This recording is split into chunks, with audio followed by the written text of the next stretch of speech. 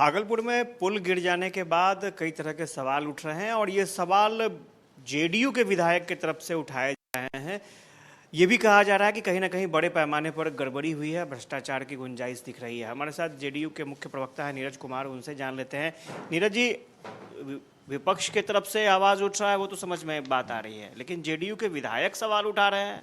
अब वो सवाल उठाने वाले जाने, उनका जवाब वो देंगे, लेकिन मैं यह समझता हूँ जो अगवानीपुर जो पुल में जो भी घटना हुई है, वह इसके पहले जो घटना हुई उस समय ही विभाग ने यह निर्णय लिया।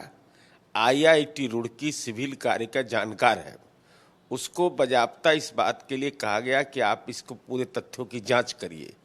जो प्राथमिक रिपोर्ट आया उसके आधार पर काम को रोक दिया गया, क्योंकि डिजाइन में ही कहीं ना कहीं मतभेद था। और इसका जो चूंकि डिजाइन बनाने का, पुल बनाने का, उस सारा जिम्मा एसपी सिंघला कंपनी है।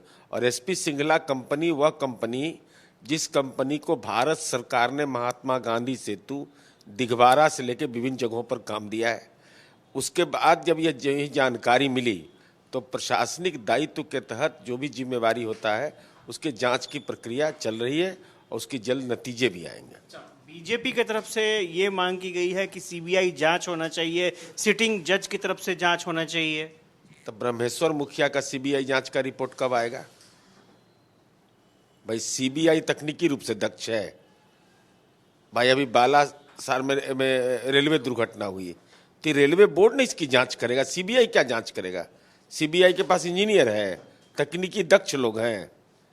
भाई पूरे मामले को संदर्भ को अगर कोई इंजीनियरिंग डिपार्टमेंट का सेक्शन करेगा, या जो लोग मांग करने का हर को अधिकार है, लेकिन हमको सीबीआई समझ में नहीं आता है कि सीबीआई का कहां पकड़ लिया है तोता को। तो बालासुर में भी कर ही गलत है।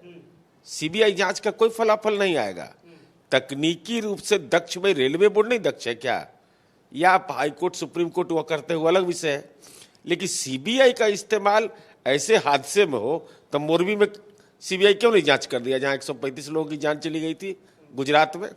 यहां तो कोई दुर्घटना नहीं हुई, लेकिन तब पर भी चिंता का विषय है कि जो भी हुआ है उसमें तत्संबंधी कार्रवाई भी होगी, अब कार्रवाई के नतीजे भी आएंगे। अच्छा, ये कहा जा रहा है कि भ्रष्टाचार की बहुत गुंजाइश है, जब गड़बड़ी थी तो फिर काम चलता क्यों रहा? नहीं, काम वहां नहीं चल रहा था, अप्रोच रोड में काम चल रहा था। वो जिस डिजाइन में ये प्रॉब्लम आया उस डिजाइन पर कोई काम नहीं चल रहा था, वो काम चल रहा था अप्रोच रोड में। अप्रोच रोड की जरूरत नहीं है।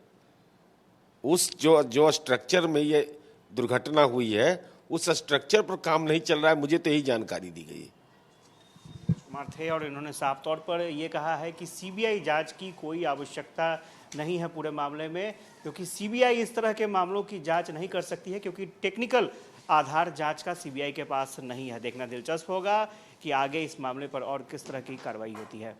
कैमरा पर्सन फिरोज के साथ आशुतोष चंद्रा, कसस न्यूज़ पटना।